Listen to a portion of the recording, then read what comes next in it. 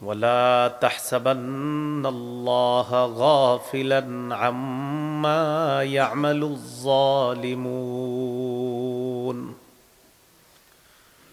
জালেমদের কর্মকাণ্ড সম্পর্কে আপনি আল্লাহকে অনবহিত মনে করবেন না। আল্লাহ তাদের ব্যাপারে সব জানেন। ইন্নামা ইউআখিরুহুম লিয়াউমিন তাশখাসু ফীহিল আবসার।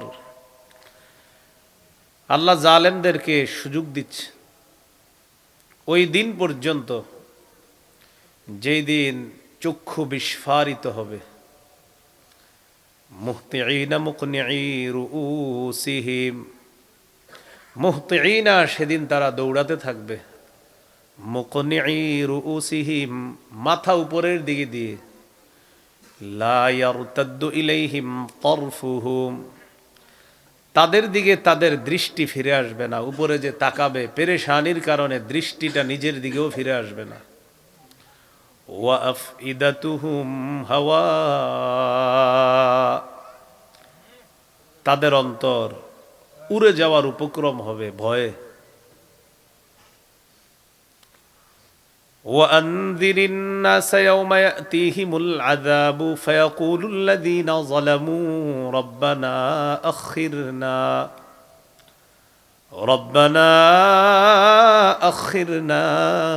إلى أجل قريب। নবী, আপনি মানুষকে সতর্ক করেন সেই দিন সম্পর্কে যেদিন তাদের কাছে আযাব আসবে। ফায়াকুলুল্লাযীনা যালামু, সেদিন জালেমরা বলবে রব্বানা আখিরনা ইলা আজালিন করিব, আল্লাহ আমাদেরকে আরেকটু সুযোগ দেন, সামান্য সময়ের জন্য একটু সুযোগ দেন। নুজিব দাওয়াতাক, আমরা আপনার আহ্বানে সাড়া দিব। ওয়ানাত্তাবিউর রুসুল, আমরা রসুলদের অনুসরণ করব। এটার দুই ব্যাখ্যা হতে পারে। মৃত্যুর সময় জালেমরা যখন মৃত্যুর বিভীষিকাময় অবস্থা দেখবে, মৃত্যুর যন্ত্রণা দেখে তখন বলবে আল্লাহ আরেকটু সুযোগ দেন দুনিয়াতে থাকার, এতদিন অন্যায় করেছি, একটু সুযোগ দেন, আপনার আহ্বানে সাড়া দিব, রসুলদের কথা মেনে চলব। দ্বিতীয় ব্যাখ্যা, কিয়ামতের ময়দানের ভয়াবহতা দেখে জালেমরা বলবে আল্লাহ দুনিয়াতে একটু সুযোগ দেন যাওয়ার, সেখানে গিয়ে আপনার আহ্বানে আবার সাড়া দিব, রসুলদের অনুসরণ করব। আল্লাহ তাআলা জবাব দিবেন আওয়ালাম তাকুনু আকসামতুম মিন ক্বাবলু মা লাকুম মিন জাওয়াল, ইতিপূর্বে তোমরা কি শপথ করে বলো নাই যে তোমাদের কোনো লয় নাই, তোমাদের কোনো ক্ষয় নাই, তোমাদের কোনো ধ্বংস নাই, আজকে কেন আবার আমার কাছে সুযোগ চাও? গর্ব করে বলতা তোমাদের ধ্বংস নাই, তোমাদের লয় নাই, তোমাদের ক্ষয় নাই। কাদের সম্পর্কে আল্লাহ বলতেছেন? জালেমদের সম্পর্কে।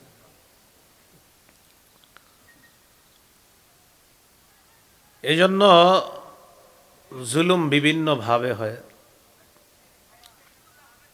একটা জুলুম আছে নফসের উপর জুলুম। কিসের উপর জুলুম? নফসের উপর জুলুম আছে একটা। তো নফসের উপর জুলুম হয়ে গেল, এটার জন্য আল্লাহর কাছে বেশি বেশি দোয়া করা। রব্বানা যালামনা আনফুসানা ওয়া ইল্লাম তাগফির লানা ওয়া তারহামনা লানাকুনান্না মিনাল খাসিরিন। হে আমাদের রব, আমরা নিজেদের উপর জুলুম করেছি, আপনি যদি আমাদেরকে ক্ষমা না করেন, দয়া না করেন, আমরা ক্ষতিগ্রস্তদের অন্তর্ভুক্ত হয়ে যাব, আমরা ক্ষতিগ্রস্তদের অন্তর্ভুক্ত হয়ে যাব। মানুষ নফসের ডাকে সাড়া দিয়ে আল্লাহর সীমা অতিক্রম করে, সীমা লঙ্ঘন করে, তাদেরকেও আল্লাহ কোরআনে জালেম বলেছে। সূরা বাকারার 229 নম্বর আয়াতে আল্লাহ তাআলা বলেন ওয়ামান ইয়াতাআদ্দা হুদুদাল্লাহ ফাউলাইকা হুমুয যালিমুন। যারা আল্লাহর সীমা রেখাসমূহ অতিক্রম করে তারা জালেম। তারা কি? জালেম। 28 পারায় আছে, 17 নম্বর পৃষ্ঠা, সূরাতুত তলাকের 1 নম্বর আয়াত। আল্লাহ তাআলা তালাক সম্পর্কে আলোচনা করার পর আল্লাহ বললেন, তিলকা হুদুদুল্লাহ, এগুলো আল্লাহর সীমারেখা। ওয়া মান ইয়াতাআদ্দা হুদুদাল্লাহি ফাকাদ যালামা নাফসাহ, যে ব্যক্তি আল্লাহর সীমারেখা সমূহ অতিক্রম করলো সে নিজের উপর জুলুম করলো, নফসের উপর কি করলো? জুলুম করলো। সূরা কাহাফে 2 ব্যক্তির সম্পর্কে আল্লাহ আলোচনা করছেন। একজন হলো আল্লাহর নেয়ামত যতটুকু আল্লাহ দিছে শুকরিয়া আদায় করে, আরেকজন আল্লাহর নেয়ামত পাওয়ার পরে অহংকারী হয়ে গেছে। এই 2 ব্যক্তির ব্যাপারে আল্লাহ আলোচনা করতে করতে সূরা কাহাফের 35 নম্বর আয়াতে গিয়ে আল্লাহ বলেন, ওয়া দাখালা জান্নাতাহু ওয়া হুয়া যালিমুল লিনাফসিহি, 2 ব্যক্তির এক ব্যক্তি যাকে আমি আল্লাহ সম্পদ দিয়েছিলাম সে তার বাগানে প্রবেশ করলো এমন অবস্থায়, ওয়া হুয়া যালিমুল লিনাফসিহি, সে নিজের উপর জুলুম করা অবস্থায় প্রবেশ করলো, মানে অহংকার, না কিচ্ছু হবে না আমার। বাগানের মধ্যে ঢুকে বাগান দেখে দেখে তার গরিব বন্ধুকে বলতেছে, ক্বালা মা আযুন্নু আন তাবিদা হাযিহি আবাদা, ওই ধনী বন্ধু বলতেছে অহংকার করে, আমি মনে করি না যে এগুলা কখনো ধ্বংস হবে, এগুলা কখনো ধ্বংস হবে না বলতেছে। দিছে কে? তো বলতেছে এগুলা কখনো ধ্বংস হবে না। এটা নিজের উপর জুলুম, কারণ অহংকার এটা দিল থেকে হয়, এই জন্য এটাও জুলুম করা। তো এই জন্য নফসের উপর জুলুম এটা না করা। তো নফসের জুলুম থেকে বাঁচার জন্য ওই যে দোয়াটা পড়বো ডেলি, রব্বানা যালামনা আনফুসানা ওয়া ইল্লাম তাগফির লানা ওয়া তারহামনা লানাকুনান্না মিনাল খাসিরিন। খুব বেশি পরিমাণে পড়ার চেষ্টা করা, আল্লাহ তাআলা তৌফিক দান করেন। তো আল্লাহ যেটা দেয় সেটা স্বীকার না করে নিজের মন মতো চলা, এটা জুলুম। বনি ইসরাইলকে আল্লাহ জান্নাতি খাবার দিছে, মেঘের মাধ্যমে তাদের ছায়ার ব্যবস্থা করছে আল্লাহ। সূরা বাকারার 57 নম্বর আয়াতে আছে, ওয়াযাল্লালনা আলাইকুমুল গামামা ওয়া আনজালনা আলাইকুমুল মান্না ওয়াসসালওয়া, আমি তোমাদেরকে মেঘ দিয়ে ছায়া দিলাম। ওয়া আনজালনা আলাইকুমুল মান্না ওয়াসসালওয়া, আমি তোমাদের উপর নাজিল করলাম জান্নাতি খাদ্য মান্না ওয়াসসালওয়া, এবং বলে দিলাম কুলু মিন তাইয়্যিবাতি মা রাযাকনাকুম, আমি যে রিজিক তোমাদেরকে দিয়েছি এই পবিত্র রিজিক তোমরা ভক্ষণ করো। তো তারা বলল না এগুলা ভালো লাগে না, আমরা পেঁয়াজ রসুন আদা খাবো, বললো আর কি যে আমরা এগুলা চাই। তো আল্লাহ বলেন আমার নেয়ামত অস্বীকার করে তারা কি করলো, ওয়া মা যালামুনা, তারা আমার উপর জুলুম করে নাই, ওয়ালাকিন কানু আনফুসাহুম ইয়াজলিমুন, তারা নিজেরা নিজেদের উপর জুলুম করেছে। আল্লাহ নেয়ামতকে যদি কেউ অস্বীকার করে, আল্লাহ বলেন তুমি যে আমার কোনো ক্ষতি করে ফেলছো এমন না, তুমি নিজে নিজের ক্ষতি করছো, নিজেই নিজের উপর জুলুম করছো। তো বলতেছিলাম জুলুম করা, মাঝে মাঝে নফসের উপর আমরা জুলুম করে ফেলি, এই জুলুমগুলা না করা। আমরা যেই মাধ্যমে জুলুম করি এর মধ্যে অন্যতম একটা মাধ্যম হলো শিরিকের মাধ্যমে আমরা নফসের উপর জুলুম করি। কিসের মাধ্যমে? সূরা লুকমানের 13 নম্বর আয়াতে আল্লাহ বলেন, ওয়াইদ ক্বালা লুকমানু লিবনিহি ওয়া হুয়া ইয়াইযুহু ইয়া বুনাইয়া লা তুশরিক বিল্লাহ ইন্নাশ শিরকা লাযুলমুন আযীম। স্মরণ করো এই সময়কে যখন লোকমান তার সন্তানকে বললেন, হে প্রিয় সন্তান তুমি আল্লাহর সাথে শিরিক করো না, নিশ্চয়ই শিরিক মহা জুলুম। আমাদের নবীও বুঝাইছে মক্কাবাসীকে, লাত উজ্জাত মানাত এগুলা ইবাদত করা এটা শিরিক করা, কিন্তু তাদের মাথায় আসছে না বাপ দাদাদেরটাকে এত সহজে ছেড়ে দিব। তো নিজেদেরকে বুঝাইলো এইভাবে না, নফস তাদেরকে বললো আরে বাপ দাদার করা এটা ছাড়বা কেন তোমরা, এই যে নিজের উপর জুলুম করলো এইভাবে। সূরা আনআমের 82 নম্বর আয়াতে আছে, আল্লাযীনা আমানু ওয়া লাম ইয়ালবিসু ঈমানাহুম বিযুলমিন উলাইকা লাহুমুল আমনু ওয়া হুম মুহতাদুন। যারা ঈমান আনছে এবং ঈমানের সাথে শিরিকের সংমিশ্রণ করে নাই, যারা ঈমান এনেছে এবং ঈমানের সাথে শিরিকের সংমিশ্রণ করে নাই, উলাইকা লাহুমুল আমনু, আল্লাহ বলেন আমি আল্লাহ তাদের জন্য নিরাপত্তার ঘোষণা দিলাম। যারা ঈমান এনেছে, ঈমানের সাথে শিরিকের সংমিশ্রণ ঘটায় নাই, উলাইকা লাহুমুল আমনু, তাদের জন্য নিরাপত্তা, আল্লাহ তাদেরকে নিরাপত্তা দিবে। ওয়াহুম মুহতাদুন, আল্লাহ বলেন তারাই হেদায়েত প্রাপ্ত। সুবহানাল্লাহ। তাহলে শিরিকের মাধ্যমে নফসের উপর আমরা জুলুম করি, আর একটা জুলুম আমরা করি নফসের উপর, অহরহর করি আমরা, সেটা হলো রিয়ার মাধ্যমে। বলেন কিসের মাধ্যমে? লোক দেখানো ইবাদত। ক্বালা রাসূলুল্লাহি সাল্লাল্লাহু আলাইহি ওয়াসাল্লাম ইয়াকুম ওয়া শিরকাস সারাইর, রাসূলুল্লাহ সাল্লাল্লাহু আলাইহি সাল্লাম বলেন তোমরা গোপন শিরিক থেকে বাঁচো। একটু বলেন তো আমার সাথে কি শিরিক করো। ক্বালু ওয়া মা শিরকুস সারাইর ইয়া রাসূলুল্লাহ, সাহাবীগণ বললেন ওগো আল্লাহর রাসূল গোপন শিরিক আবার কি? فقال رسول الله صلى الله عليه وسلم يقوم الرجل فيصلي فيزين صلاته جاهدا لما يرى من نظر الناس إليه। গোপন শিরিক হলো কোন মানুষ নামাজে দাঁড়াইলো, নামাজে দাঁড়ায়া এই নিয়তে সে নামাজটা যথেষ্ট সুন্দর করে, মানুষ যেন বলে বাহ বাহ তার নামাজ কত সুন্দর। এই নিয়তে কেউ নামাজ পড়লো যে আমি নামাজে দাঁড়াইলাম আর নামাজটা খুব সুন্দর করলাম, এই নিয়তে যে মানুষ বলবে দেখো কি সুন্দর নামাজ। নবী বলেন এটা রিয়া, এটা গোপন শিরিক, এটা জুলুম নফসের উপর। সহিহ মুসলিমের হাদিসে আছে, এক সাহাবী বললেন হুজুর নামাজ যদি আল্লাহকে খুশি করার জন্য সুন্দরভাবে পড়ি আর মানুষ যদি আমার নামাজের প্রশংসা করে তাহলে কি হবে? একটু আগে যেটা বললাম সেটা হলো মানুষের প্রশংসা করার উদ্দেশ্য, আর এখন যেটা সেটা হলো আমি আল্লাহকে খুশি করার জন্য নামাজ সুন্দর করলাম। আর নামাজ তো সুন্দর করতেই হবে, কিন্তু কাকে খুশি করার জন্য? নবীজি বললেন আল্লাহকে খুশি করার জন্য যদি তুমি নামাজ পড়ো আর নামাজের সুন্দর হয়, আর এই নামাজের সৌন্দর্যতার প্রশংসা যদি মানুষ করে, এটা রিয়া হবে না। তিলকা আজিলু বুশরাল মুমিন, এটা হলো আল্লাহর পক্ষ থেকে মুমিনের জন্য নগদ সুসংবাদ। পার্থক্যটা বুঝছেন তো? মানে আমি নামাজ পড়লাম মানুষকে দেখানোর জন্য, এটা রিয়া। আমি নামাজ পড়লাম আল্লাহকে খুশি করার জন্য, কিন্তু সুন্দর করে বললাম, এরপরেও মানুষ প্রশংসা করছে, কিন্তু আমার উদ্দেশ্য প্রশংসা ছিল না, কিন্তু মানুষ তারপরেও করছে। নবীজি বলেন তুমি যদি রবের জন্য নামাজ পড়ো তারপরেও মানুষ প্রশংসা করে, এটা তোমার জন্য আল্লাহর পক্ষ থেকে দুনিয়ায় সুসংবাদ।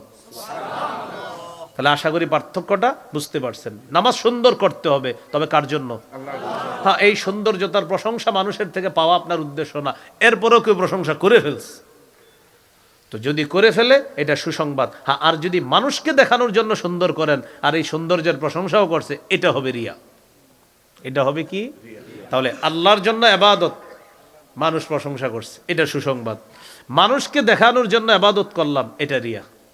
আল্লাহ তাআলা আমাদেরকে শিরিক এবং রিয়া এই দুইটার মাধ্যমে নফসের উপর জুলুম করা থেকে আল্লাহ আমাদেরকে হেফাজত করেন।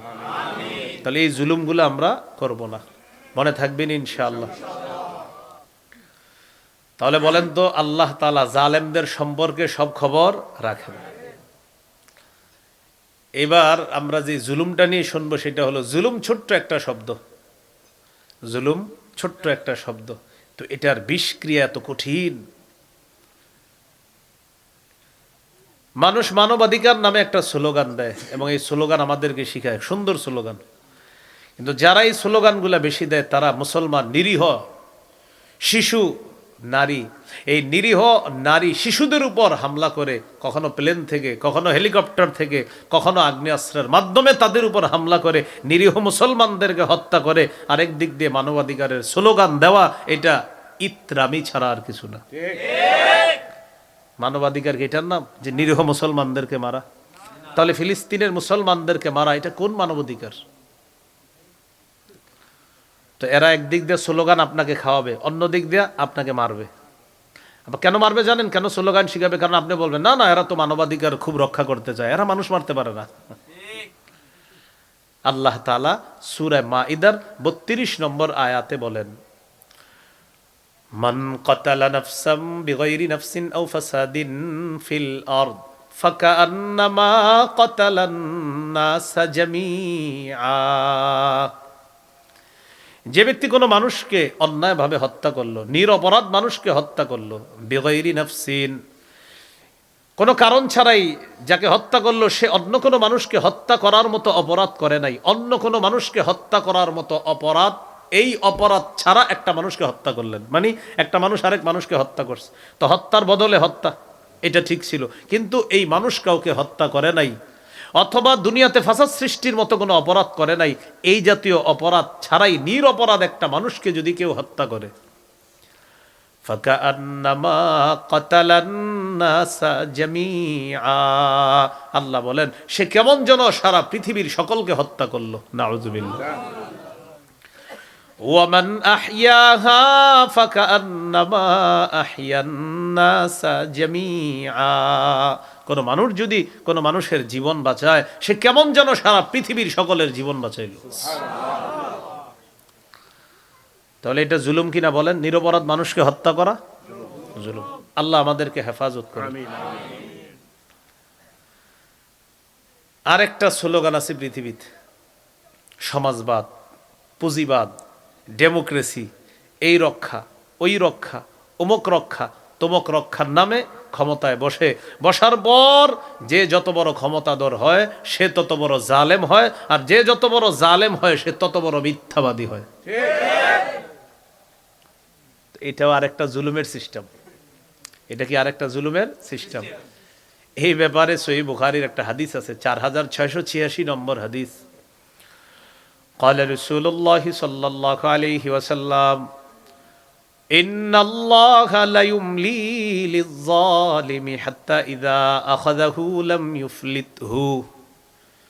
নবীজি বলেন আল্লাহ তাআলা জালেমদেরকে ঢিল দেয়, সুযোগ দেয়, যখন ধরে ফেলে তখন আর আল্লাহ ছাড়ে না। সুম্মা ক্বারাআ ওয়া কাযালিকা আখযু রাব্বিকা ইযা আখাযাল কুরা ওয়া হিয়া যালিমা। এরপর নবী আল্লাহর কোরআনের একটা আয়াত তেলাওয়াত করলেন, তোমার রবের পাকড়াও এমনই যখন তিনি কোনো জালেম এলাকাকে ধরে, সম্প্রদায়কে ধরে, ইন্না আখযাহু আলীমুন শাদীদ, তার ধরা, তার পাকড়াও, আলীমুন পীড়াদায়ক, যন্ত্রণাদায়ক, শাদীদুন কঠিন, তো দুইটা মিলান, কঠিন পীড়াদায়ক, কঠিন যন্ত্রণাদায়ক। মনে হবে আপনার আমি যেই পরিমাণ জুলুম করতেছি আমাকে ঠেকানোর কেউ নাই, তো এক বাক্যের মাধ্যমে আপনার পুরা জিন্দেগি খতম করে দিবে আল্লাহ। কয় বাক্য? এক বাক্যে 16 বছর খালাস। এই জন্য যে যত বড় জালেম হয় সে তত বড় মিথ্যাবাদী হয়, আর মনে করে আমি মিথ্যার এই রং দিয়ে আমি আমার এই জীবনটাকে এমনভাবে সাজাবো যে আমাকে ধরার মতো কেউ থাকবে না। না, আল্লাহর রাসূল বলেন আল্লাহ ঢিল দিচ্ছে, যখন ধরবে পীড়াদায়ক হবে, যন্ত্রণাদায়ক হবে, এমন যন্ত্রণাদায়ক না কাউকে বলতে পারবা না সইতে পারবা, এরকম যন্ত্র। তাহলে কি শিখলাম? জুলুম না করা। এই জন্য প্রত্যেক অতীত জালেম থেকে পরবর্তী জালেমদের শিক্ষা নেওয়া দরকার। কেউ যদি এই নিয়ত করে থাকে যে অতীতে যারা যেইভাবে জুলুম করছে আমিও সেইভাবে জুলুম করব, আল্লাহ তাআলা আপনাকে আরো কঠিনভাবে ধরবে, ছাড়বে না। জুলুমের চিন্তা ছোট আকারেও করেন না, বড় আকারে করেন। জুলুম শব্দটা ছোট, এটার চিন্তা ভাবনা মাথায় এনেন না, খুব খারাপ। আল্লাহ আমাদেরকে হেফাজত করেন। আমিন আমিন আমিন। এবার আমার সাথে একটু বলেন জালেমের দু চারটি ভালো কাজ দেখলে তার প্রতি ঝুঁকে পড়া যাবে না। জালেমের 2-4টা ভালো কাজ দেখছেন আপনি, আর আপনি তার প্রতি ঝুঁকে বললেন না, এটা আল্লাহ নিষেধ করেছেন। সূরা হুদের 113 নম্বর আয়াতে আল্লাহ বলেন, ওয়ালা তারকানু ইলাল্লাযীনা যালামু ফাতামাসসাকুমুন নার। আল্লাহ তাআলা বলেন যারা জালেম, এই জালেমদের প্রতি অনুরক্ত হয়ো না, ঝুঁকে পড়ো না। ফাতামাসসাকুমুন নার, যদি ঝুঁকে পড়ো আগুন তোমাদেরকে স্পর্শ করবে। নাউজুবিল্লাহ। গুরুত্বপূর্ণ একটা অংশ কিন্তু শিখলাম আমরা।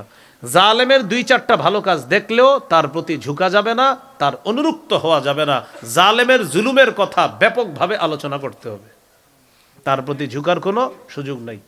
আল্লাহ তাআলা আমাদেরকে কথাগুলা মনে রেখে এই কথাগুলার শিক্ষা যেন গ্রহণ করতে পারি, আল্লাহ তৌফিক দান করেন। এই হলো আজকের আলোচনার ভূমিকা। কি গেল বলেন তো? তাহলে জুলুম সম্পর্কে মোটামুটি একটা ভূমিকা, একটা ধারণা পাইছি আমরা, ঠিক না? এবার আমরা জুলুম সম্পর্কে মূল